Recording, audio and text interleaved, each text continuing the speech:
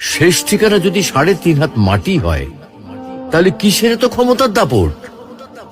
ভোর 5টায় মৃত্যু, সকাল 6টায় জানিয়ে দেওয়া হবে মাইকে, 8টায় শেষ গোসল করানো হবে, 9টায় তোমাকে নতুন কাপড়ে সাজানো হবে, জোহরের নামাজের পরে তোমার আলিশান বাড়ি থেকে বের করে নিয়ে যাওয়া হবে, 2টায় তোমার জানাজার নামাজ পড়ানো হবে, 2:30টায় তোমাকে কবরে নামিয়ে ফেলা হবে।